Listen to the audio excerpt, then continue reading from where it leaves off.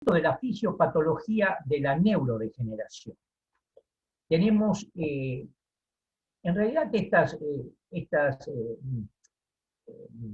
estos sucesos no son, no implica que esté uno atrás del otro, sino que en realidad no se sabe bien cómo viene la cascada. Pueden ser simultáneos, pero lo que sí últimamente, en estos últimos 5 años, diría yo, la neuroinflamación ha tomado un auge tremendo en el desencadenamiento de las demás cascadas en la formación de la neurodegeneración. La neuroinflamación es el primer paso, se cree que es el primer paso en las enfermedades enunciadas.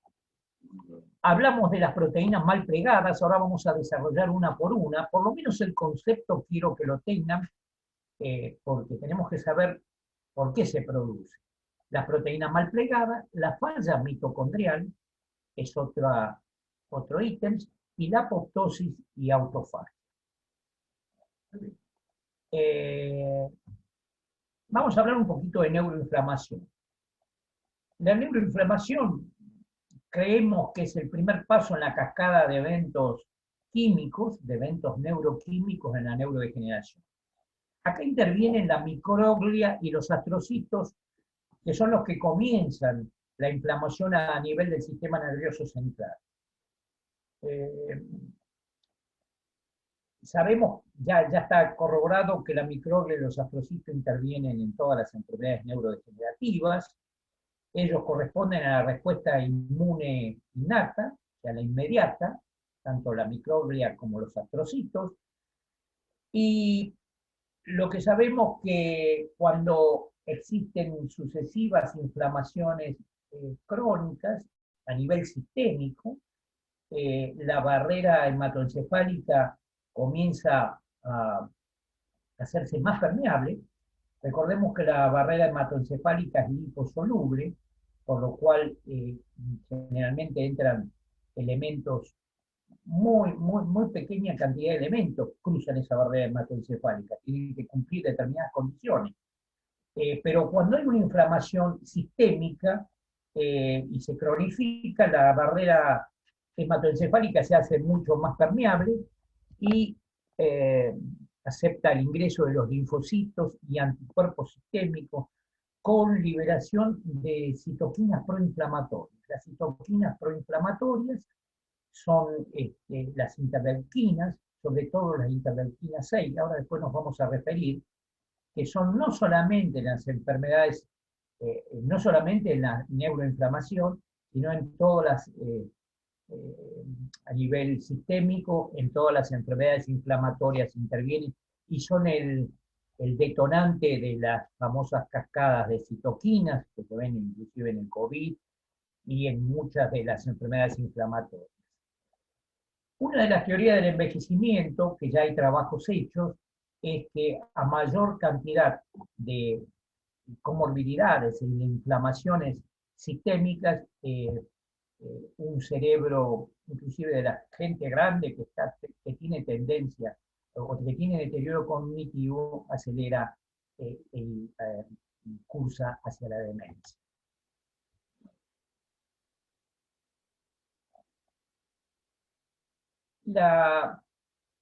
Lo que decía recién, la inflamación puede acelerar el deterioro cognitivo funcional, detonarlo. Las comorbilidades crónicas y las enfermedades inflamatorias. No sé si ustedes han visto en salas, se han hecho salas o en consultorio, que a veces nos traen nosotros, a los neurólogos nos traen muchos viejitos con viene la familia y consulta, y dice, no, pero lo internamos porque tuvo una infección pulmonar, una infección renal, y bueno, ve cosas, está alucinado. Bueno, eso es lo que yo les comentaba antes, cada inflamación o alteración metabólica, pues también una alteración metabólica, hace que haya deterioros cognitivos con alucinaciones, trastornos conductuales, excitación psicomotora. Y cada nueva internación va tendiendo más al deterioro neurológico. Por eso, dada la contribución de las comorbilidades y de las enfermedades inflamatorias sistémicas, realmente el que tiene comorbilidades se lo excluye de los ensayos clínicos porque va a dar falsos positivos, porque estas comorbilidades, como les decía antes, tienen tendencia para acelerar enfermedades neurodegenerativas o para detonar una demencia. Vamos a la próxima, vamos a un poquito de café. Bueno, acá tenemos un esquema, tampoco les pido que donde interviene la microglia, estimula la microglia los factores citotóxicos. Acá tenemos lo que yo le decía, la interleuquina 6 es un tema muy estudiado, es la culpable, ¿no? de muchos de los factores, es uno de los principales factores desencadenantes, no solamente a nivel del sistema nervioso central, sino de la inflamación crónica sistémica. La interleuquina 1 y el factor de necrosis tumoral. También está el óxido nítrico, que ahora después nos vamos a referir, y otros. No es necesario que sepan todos. Y acuérdense de la interleuquina 6 o de los factores citotóxicos que intervienen en la cascada de derrumbe del sistema nervioso central. Bueno, acá hay daño neuronal y después, este es un esquema sobre enfermedad del cerebro. Degeneración neuronal y agregado de proteína tau, que después la vamos a nombrar, cuando nos vamos a referir a la enfermedad del cerebro. ¿Ok? Bueno, dijimos entonces la neuroinflamación podría llegar a ser el detonante de la cascada neuroquímica del derrumbe del sistema nervioso de determinada zona. Vamos a referirnos a la malformación y plagamiento anormal de las proteínas. Ustedes, no sé si recordarán de microbiología, de fisiología o de bioquímica, que el ADN transcribe y codifica la formación proteica. ¿Cómo lo hace? Lo hace por intermedio del ARN mensajero, que dicta mediante tripletes, que se llaman codones, la secuencia de aminoácidos como se va a formar.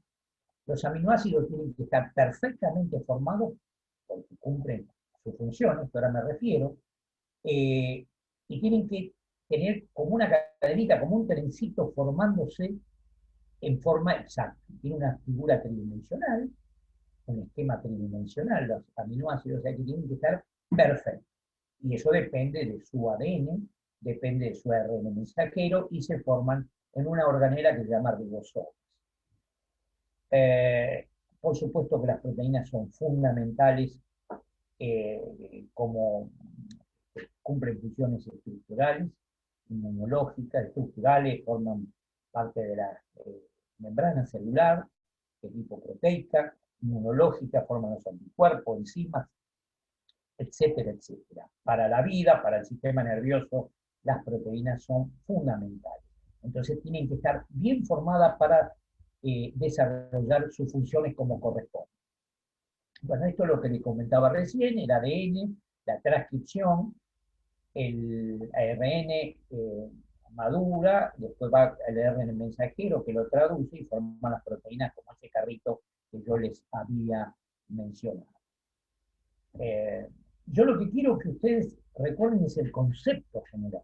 Entonces, si tuviese un pizarrón y fuera presencial, que a mí me gusta más presencial que esto, yo soy medio jovato para esto del Zoom y ustedes lo que van a ver bien son las diapos, pero a veces yo me pongo en el pizarrón a hacer el esquema, porque son después vamos a repasar las 4 causas de neurodegeneración. Bueno, las proteínas mal formadas por plegamiento anormal son depuradas por un sistema que se descubrió en el 2004, lo descubrió Aaron Suzanover, Irving Rose y Abraham Hershko, eran dos americanos, un americano y 2 judíos que ganaron el Premio Nobel de Química en el 2004. Un descubrimiento que realmente cambia mucho la perspectiva de no solamente las enfermedades neurodegenerativas, sino la depuración de las proteínas. ¿Qué pasa cuando se doblan mal esas proteínas? ¿Por qué? Porque hay fallas genéticas, fallas epigenéticas, o lo que fuere, que el ADN y el AR del mensajero no funciona bien, no acopla bien, entonces las proteínas se conforman mal. Y empieza a intervenir el sistema ubiquitina proteasoma. Entonces, la proteína mal formada es, para que ustedes tengan una idea, es ubiquitinizada. La ubiquitina sería como un Pac-Man. La devora, es un Pac-Man que la devora, y luego se la presenta al proteasoma que literalmente la destruye. Este proceso se realiza varias veces para tratar de formar bien la proteína hasta que luego se agota el sistema y esas proteínas mal formadas se van a depositar en forma anómala, después nos vamos a referir dónde se depositan, y el, el sistema ubiquitina proteasoma es uno de los sistemas más importantes de depuración de proteínas. Después hay otros como el lisosomal, el lisosomal y después el lisosomal sería el segundo, pero fundamentalmente ubiquitina proteasoma. Cuando falla ese sistema, las proteínas se agregan en complejos insolubles que se depositan en las neuronas afectadas. Cada enfermedad neurodegenerativa tiene una neurona, por eso a veces se llaman proteinopatías. Cada una, no me quiero referir ahora para no mezclar todo, después ya vamos a nombrar las proteínas afectadas en cada enfermedad neurodegenerativa, por lo menos las principales, cuando hablemos de Alzheimer. Bueno, acá tenemos la foto de Aaron Sillanover, Elsko e Irving Rose. La verdad que es un homenaje para estos investigadores que han... Bueno, ellos decían, ubiquitina es el beso de la muerte y el proteasoma es el destructor. Así que, bueno, un homenaje para ellos y para tanta gente que ha contribuido al avance de la medicina y de la neurología. Bueno, el otro tema, recuerdan primero neuroinflamación y después tres ítems que había puesto. Mal plegamiento de proteínas y el estrés oxidativo o falla mitocondrial sería el otro. Ustedes recuerdan, seguramente, por las materias que han cursado, que la organela que la mitocondria es una organela que está dentro del citoplasma, tiene doble membrana, tiene ADN propio, y la principal función es la respiración celular. ¿Recuerdan el ciclo de Krebs? La respiración celular genera energía para la célula. Genera no solamente el sistema nervioso, toda célula, la mitocondria genera energía para esa célula, mediante la cadena respiratoria, mediante el llamado ciclo de Krebs. La mitocondria, para que ustedes piensen que es como una usina generadora de energía, donde se produce mucha energía, mucho ATP, y a partir del glucógeno y de los lípidos, fundamentalmente del glucógeno, y produce también muchos desechos metabólicos. Es decir, es como una usina. Quema la energía, genera oxígeno y dióxido de carbono. Eso sería el funcionamiento normal de la mitocondria. Bueno, acá tenemos una imagen con la glucólisis, la glucosa, el piruvato, recordarán, tampoco no es necesario que tengan el concepto, que recuerden algunas cosas, la mitocondria, transporte de electrones, entra en el ciclo de Krebs, por supuesto con participación de la acetilcoenzima A, y generan oxígeno y dióxido de carbono que se libera. Esta es la famosa respiración celular. Hasta acá hablamos de la normalidad de este sistema. Bueno, ¿qué es el estrés oxidativo? Acá empieza a fallar la mitocondria. Es el mecanismo de disregulación de la cadena respiratoria, el ciclo de estrés. Hay alguna normalidad que hace que no se genere energía. Cuando no se genera energía, se forman los famosos radicales libres. Eso está en boga en la televisión, todo el mundo habla sobre los radicales libres, sin saber qué es, hablan de ellos y, bueno, y hablan de los antioxidantes. Los radicales libres, en realidad, el concepto es que son moléculas de átomos a las que le faltan electrones en su última órbita. Entonces, al faltarle electrones en la última órbita, deben afanar electrones al átomo que está vecino, para estar en equilibrio y no ser tóxicos. Entonces, cuando le faltan el electrón, empieza a oxidarse, ¿eh?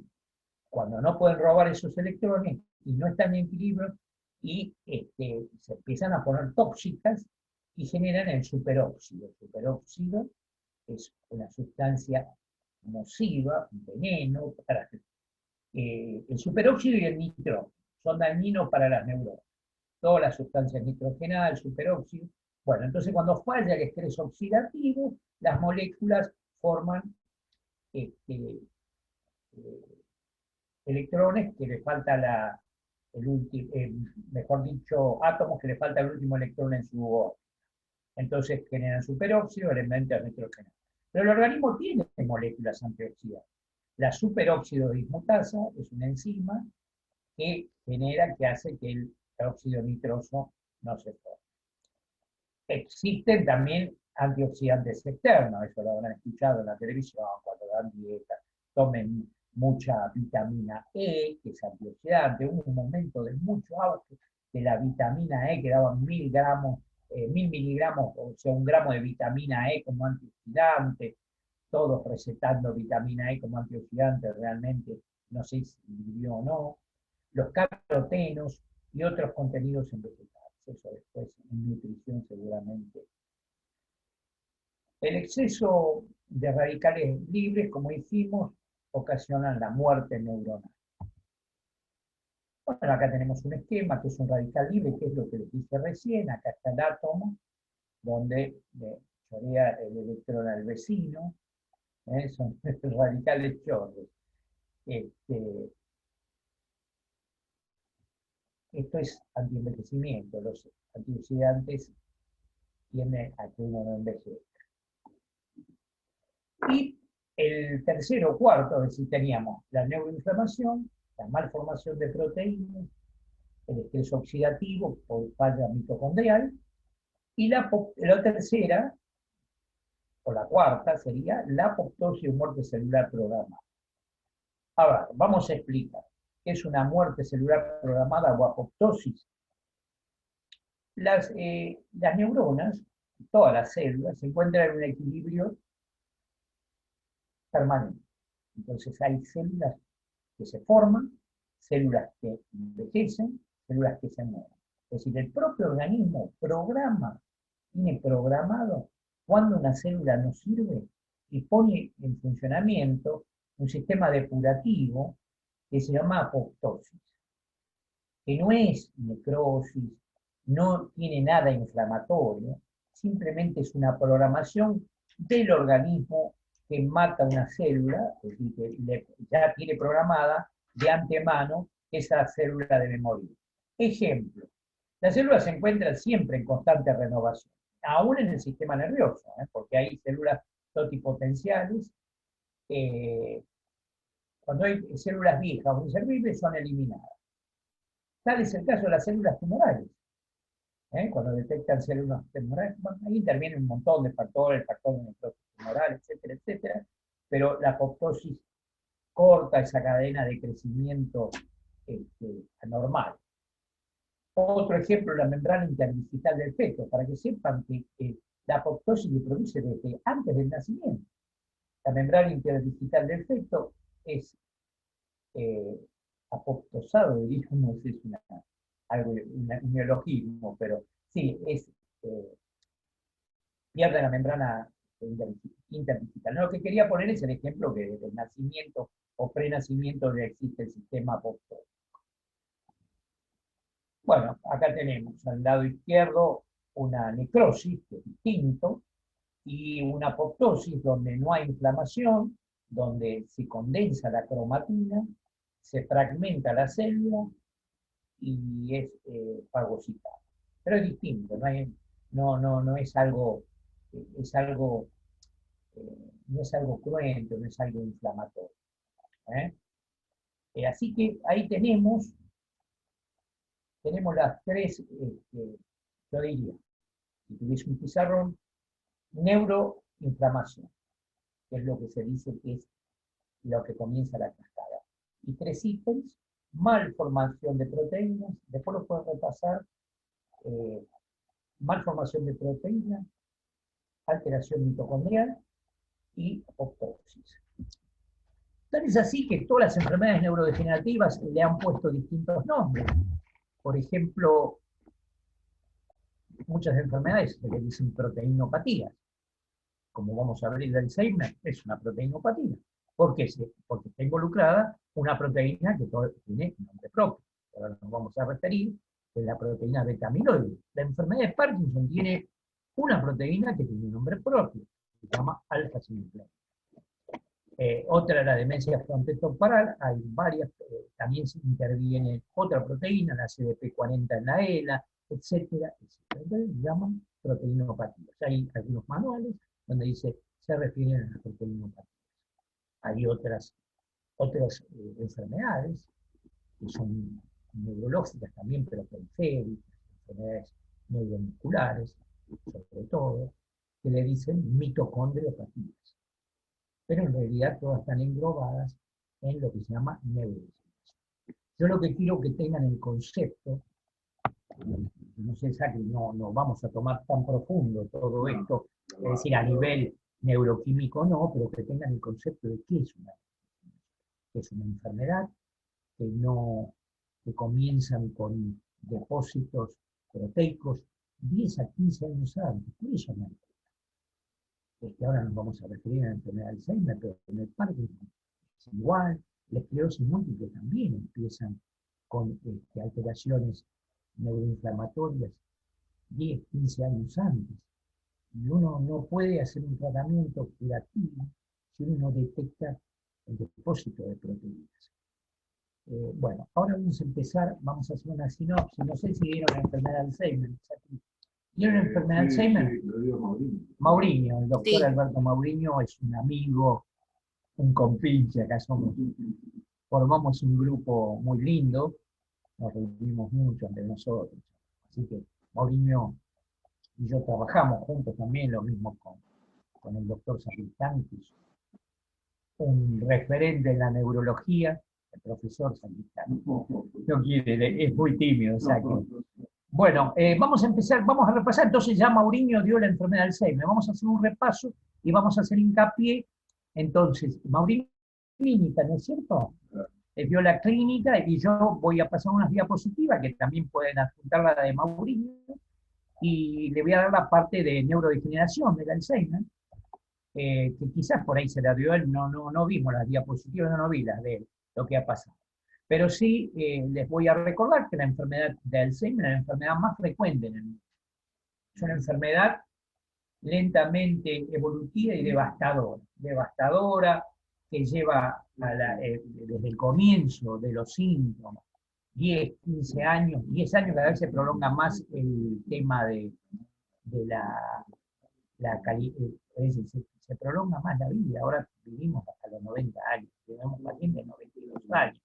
Entonces tienen más tiempo para deteriorarse. Lo que les voy a comentar, que hay una cosa que ha llamado la atención, que es, hay estadística del 2015 que había 9,9 millones de nuevos casos de demencia en todo el mundo. El 58% de las personas, esto me llama la atención y quiero que ustedes piensen en lo que les voy a decir. No que le digo yo, sino que está estudiado en el mundo. El 58% de las personas con demencia en el mundo viven en países con rentas medias bajas. ¿Qué quiero decir? Que los pacientes que tienen rentas medias bajas son pacientes pobres. Los pacientes pobres no tienen acceso a la salud, no tienen acceso a la cultura, al estudio. Por lo cual, y ustedes van a ver, a lo mejor ya lo dijo el doctor Mauriño, que hay factores neuroprotectores, como es la escolaridad, como es la intelectualidad y el estudio. Y por eso es tan importante que se ponga ya en funcionamiento los colegios, las escuelas, para no perder otro año más de estudio. Un país no soportaría eso, no solamente por las enfermedades que nos trae, porque no es solamente la enfermedad de Alzheimer que la sufre el más pobre, sufre todas las enfermedades por las carencias, ¿se entiende? Entonces tenemos que poner en funcionamiento, es algo personal, esto tenemos que poner en funcionamiento este país, y este país depende de ustedes también, chicos. Depende de ustedes que van a ser médicos, como decía Saki, van a ser ministros de salud o no, o van a ser médicos rurales, o van a ser médicos de, al frente de la batalla. En esta epidemia estuvieron al frente de la batalla muchísimos colegas que han dado la vida. Entonces, nosotros nos merecemos un país. Bueno, vamos a hacer entonces el repaso de Alzheimer. Me fui por las ramas, pero les quería dejar como viejo este mensaje. Bueno, ya sabemos la enfermedad de Alzheimer. Acá tenemos la foto de Alois Alzheimer, que era psiquiatra, neurólogo, neuropatólogo, me sopla acá que sabe mucho de historia de la medicina, que al doctor Saki un día les puede dar algo. Bueno, acá cuando identificó la publicación data de 1906, después pasó mucha agua bajo el puente y se han descubierto muchísimas cosas y hasta hoy, si bien no tenemos la curación, tenemos este, muchas cosas, eh, sobre todo en el diagnóstico, muy bien vistas. Bueno, las causas de la enfermedad de Alzheimer, la fisiopatología, como toda causa neurodegenerativa, comienza por el proceso inflamatorio. Además, se han hecho ensayos, que después los voy a comentar, con antiinflamatorio. Hemos hecho algunos ensayos con el doctor Mauriño, con antiinflamatorios. Bueno, vuelvo a hacer hincapié, porque después ustedes en un futuro, el que siga neurología o el que siga inmunología, van a escuchar mucho de las interleuquinas. Hay capítulos enteros sobre las interleuquinas, y la famosa este, mala de la película. Bueno, ya hablamos de la inflamación. Bueno, hay dos tipos de Alzheimer, aunque no me gusta, francamente, poner una división, pero tenemos dos tipos de Alzheimer. Dijimos que el Alzheimer tiene involucradas dos proteínas. En realidad no se sabe cuál es la causal. En la enfermedad de Alzheimer es la proteína beta-amiloide. La proteína beta-amiloide y también la tau. La proteína tau es una proteína que forma los microtúbulos y le da sostén a la célula. Pero lo que se ha visto en la enfermedad de Alzheimer, bueno, acá esta diapositiva está al revés, porque acá estaría al revés, porque este es el tipo más común de enfermedad de Alzheimer, que comienza después de los 65 años, es una enfermedad que se llama el Alzheimer espontáneo,